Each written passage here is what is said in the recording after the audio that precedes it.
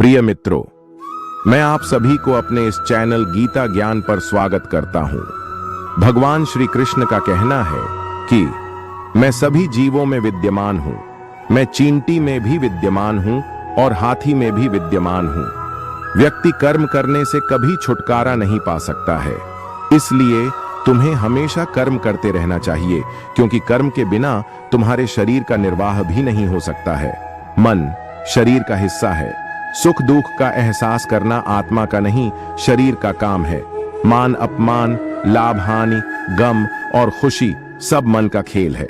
मैं हमेशा तुम्हारे साथ और तुम्हारे आसपास रहता हूं, चाहे तुम कुछ भी कर रहे हो। मनुष्य उसके लिए शोक करता है जो शोक करने के योग्य नहीं है, और फिर भी ज्ञान की बातें करते हो। बुद्धिमान व्यक्ति ना जीवित और ना ही मृत व्यक्ति के लिए शोक करते हैं। मोहग्रस्त होकर अपने कर्तव्य पथ से हट जाना मूर्खता है, क्योंकि इससे ना तो तुम्हें स्वर्ग की प्राप्ति होगी और ना ही तुम्हारी कीर्ति बढ़ेगी। निर्बलता अवश्य ईश्वर देता है, परंतु मर्यादा मनुष्य का मन खुद निर्माण करता है। विषयों का चिंतन करने से विषयों की आसक्ति होती है, आसक्ति से इच्छा उत्पन्न होती है और इच्छा से क्रोध होता है। क्रोध से सम्मोहन और अविवेक उत्पन्न होता है। अमीर बनने के लिए एक एक क्षण संग्रह करना पड़ता है, किंतु अमर बनने के लिए एक एक कण बांटना पड़ता है। जन्म लेने वाले के लिए मृत्यु उतनी ही निश्चित है जितना कि मृत होने वाले के लिए जन्म लेना। इसलिए जो अपरिहार्य है उस पर शोक मत करो।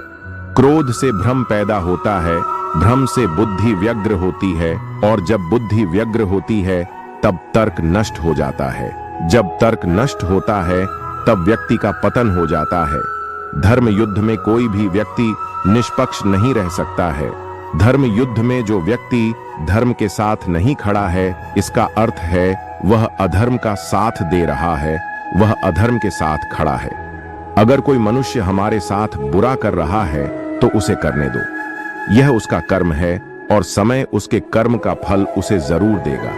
लेकिन हमें कभी भी किसी के साथ बुरा नहीं करना चाहिए, क्योंकि यही हमारा धर्म है।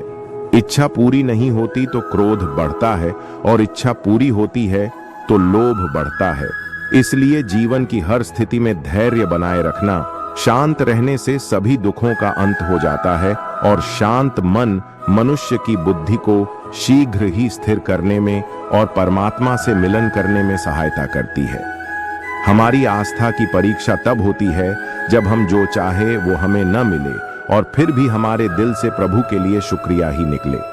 जिस मनुष्य ने अपनी जवानी में बहुत सारे पाप किए हों, उसे बुढ़ापे में नींद नहीं आती है। इसलिए जवानी बर्बाद न करें। व्यक्ति जो भी चाहे वह बन सकता है, यदि वह विश्वास के साथ इच्छित वस्तु पर लगातार चिंतन करे। जो बात सच पर आधारित होती है उसे कहने, करने और मानने से हमें कभी नहीं डरना चाहिए। प्रेम सदा ही माफी मांगना पसंद करता है, और अहंकार सदा ही माफी सुनना पसंद करता है। इंसान की इच्छा पूरी नहीं होती है तो उसका क्रोध बढ़ता है, और उसकी इच्छा पूरी हो जाती है तो लोभ बढ़ता है। इसलिए जीवन की हर स्थिति में अपने धैर्य को बनाए रखें। आज यदि आपके दिन बुरे दिन चल रहे हैं तो कल अवश्य ही अच्छा होगा।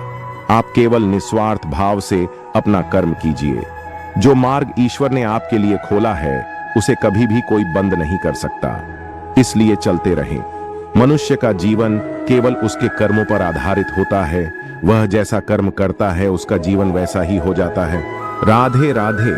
जय श्री कृष्ण।